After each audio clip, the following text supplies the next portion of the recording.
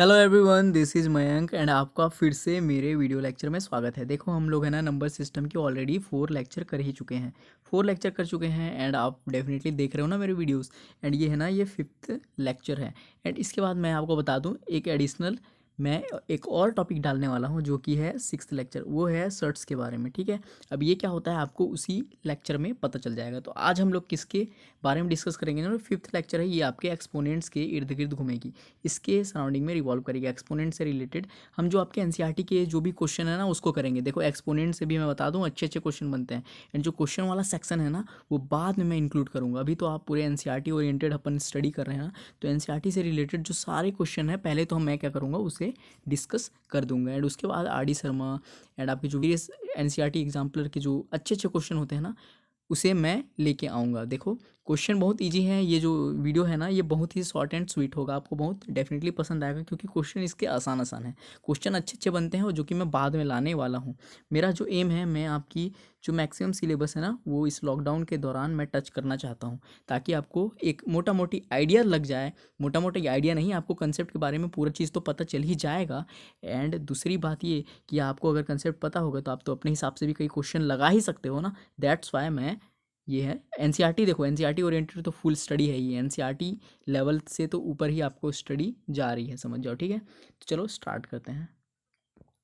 अब देखो एक्सपोनेंट के बारे में अपन को पढ़ना है एंड पहले देख लेते हैं कि एक्सपोनेंट होती क्या है, एक्सपोनेंट्स होती क्या है। तो इसका सिंपल सा डेफिनेशन क्या है, the exponents of any number means how many times to use that number in a multiplication. जैसे suppose that 2 to the power 10 है, suppose that 2 to the power 10 है, तो ये जो 10 है ना ये 10 है आपका एक्सपोनेंट, एक्सपोनेंट है 10। तो ये क्या बता रहा है, 2 to the power 10 ये बता रहा है कि 2 को अपन को 10 बार मल्टीप्लाई करना है।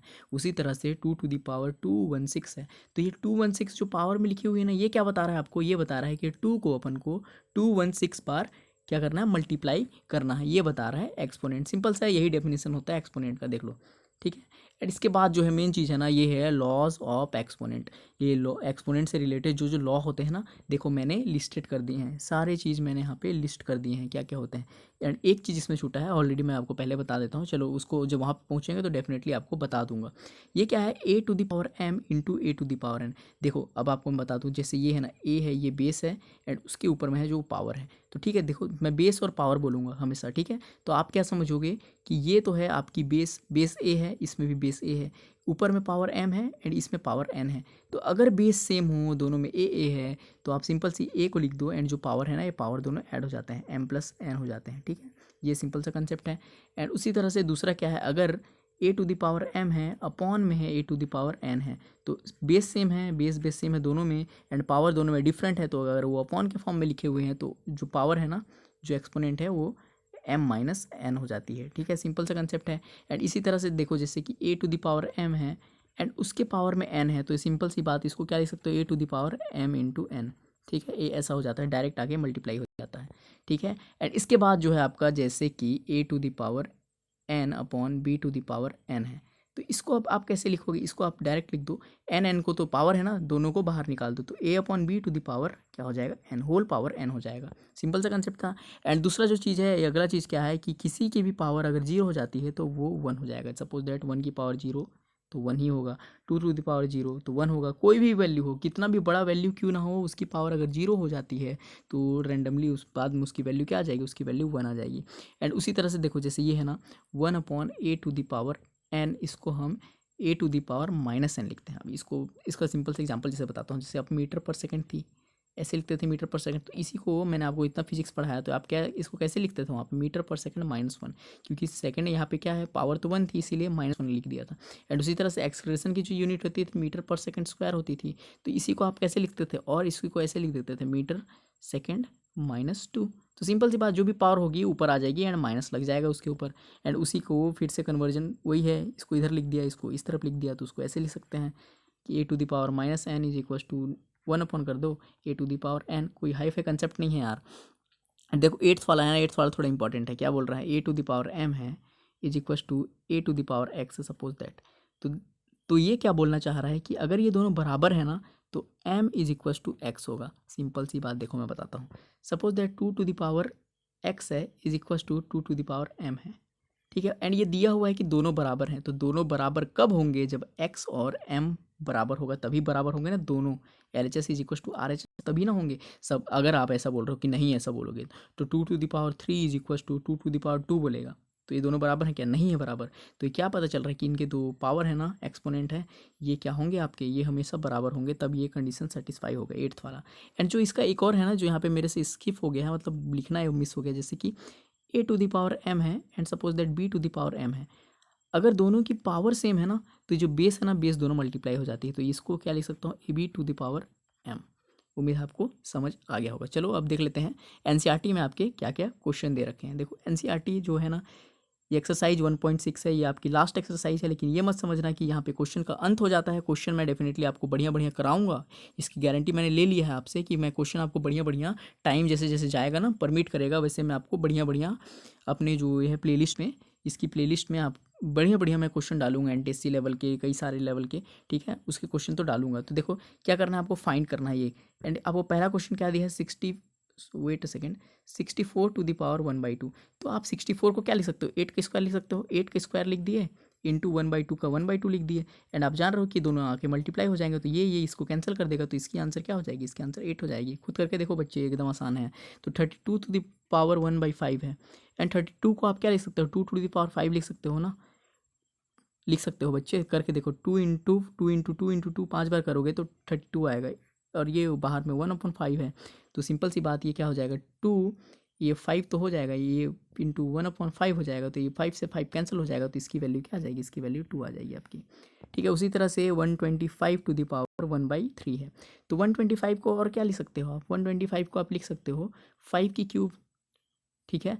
एंड उसके बाद जो ये पावर है, इसको तो एज इट इज़ मल्टीप्लाई कर दो। तो इसको आप अगर फर्दर सॉल्व करोगे तो 5 इंटू 1/3 इंटू 3 हो जाएगा, तो 3 से 3 कैंसिल हो जाएगा, तो इसकी आंसर क्या आ जाएगी? आपकी 5 आ जाएगी।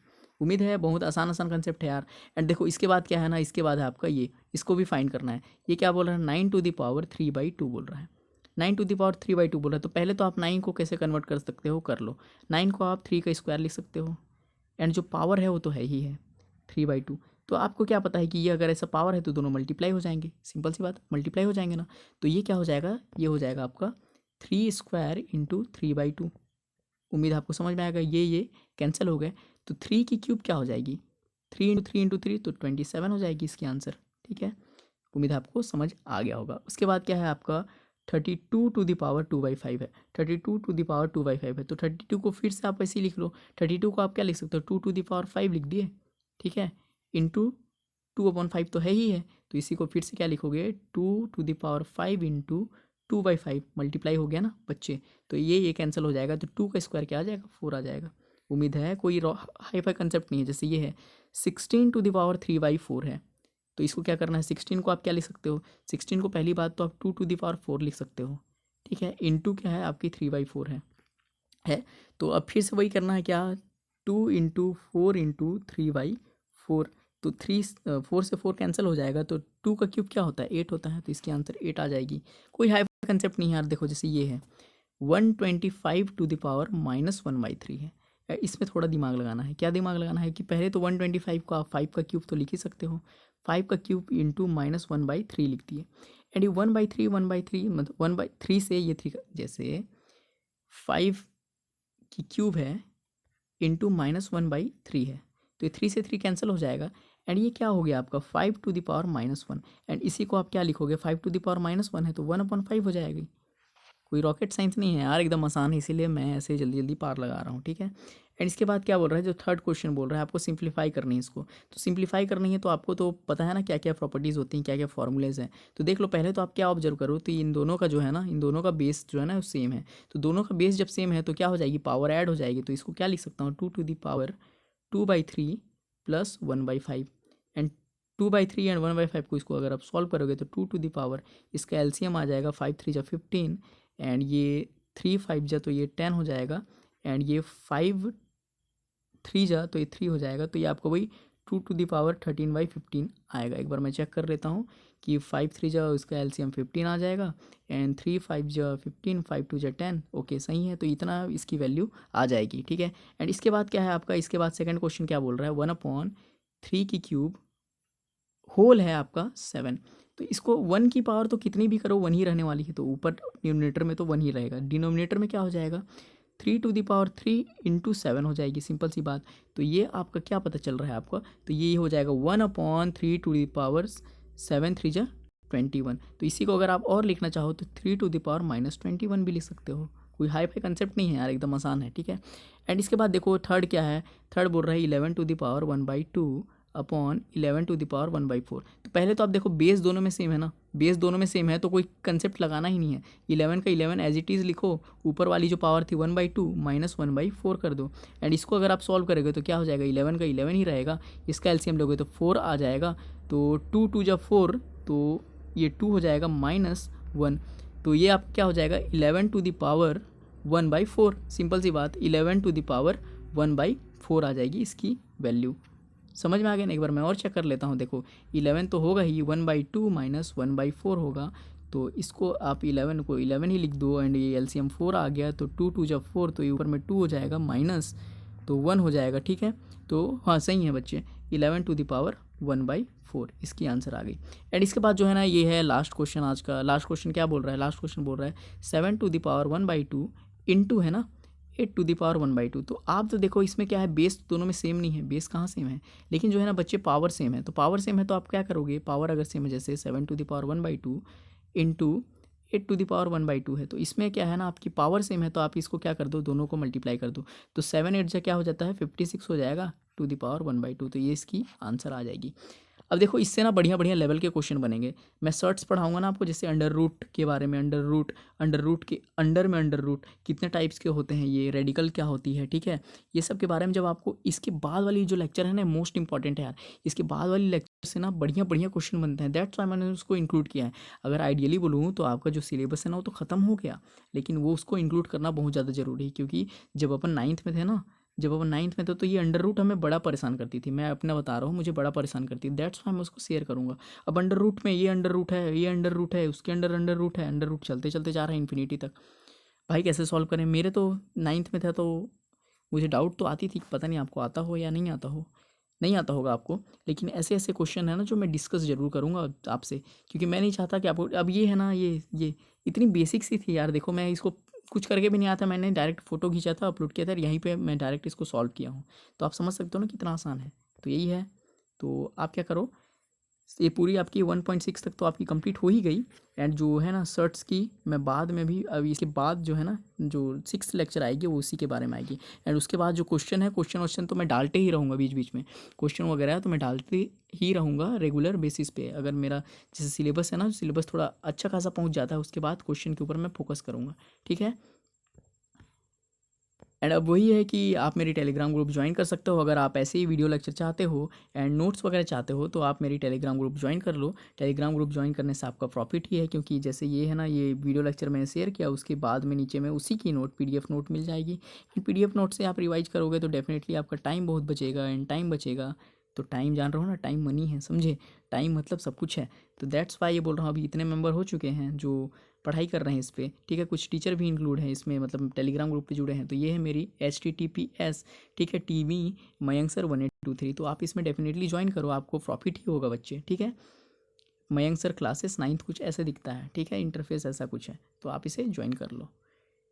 एंड लास्ट में वही बोलूँगा, thanks for watching. Thanks for watching इसलिए बोलूँगा क्योंकि आप ही मेरे सब कुछ हो। आप नहीं देखोगे मेरी वीडियोस तो मैं कैसे स्टैंड करूँगा। मैं हर बार यही बोलता हूँ, आप मेरे ब्रांड एम्बेसडर हो, इसीलिए मैं बोलता हूँ, ठीक है। तो अगर आपको वीडियो लेक्चर मेरी पसंद आ रही है ना, पसंद आ रही है, अब देखो कई लोग ये बोलेंगे कि क्वेश्चन की लेवल ही नहीं है। क्वेश्चन की लेवल इसलिए नहीं है बच्चे क्योंकि मैं भी आपको केवल कंसेप्ट के ऊपर फोकस कर रहा हूँ। क्वेश्चन मैं जब डालूंगा ना तो आपको खुद रियलाइज़ हो जाएगा कि क्या लेवल की क्वेश्चन होती है। NCERT exemplar, NCERT exemplar and जो आपकी RD शर्मा है एंड आपकी RS अग्रवाल है, इससे मैं मस्त मस्त क्वेश्चन छांट के लाऊंगा। लेकिन अभी क्या है ना, अभी तो मैं आपकी जो है ना सिलेबस है जो उसको मैक्सिमम थोड़ा टच करना चाह रहा हूँ, ठीक है। इसके बाद आपकी हेरोन्स फॉर्मूला, इसके बाद तो एक सर्ट्स के ऊपर वीडियो आएगी, उसके बाद आपकी क्या बोलते हैं हेरोन्स फार्मूला के ऊपर वीडियो आएगी, फिर लीनियर इक्वेशन इन 2 वेरिएबल के ऊपर वीडियो आएगी, फिर पॉलिनोमियल के ऊपर वीडियो आएगी। तो मैं चाह रहा हूँ जितना मैक्सिमम हो सके ना अपने तरफ से कर दूँ।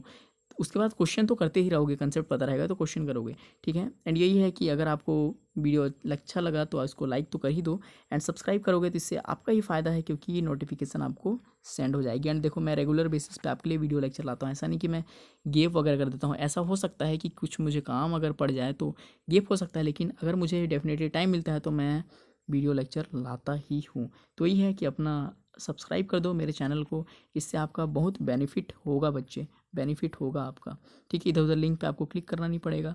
तो वही है, पढ़ाई करते रहो। All the very best, and lockdown में घर से बाहर मत निकलो।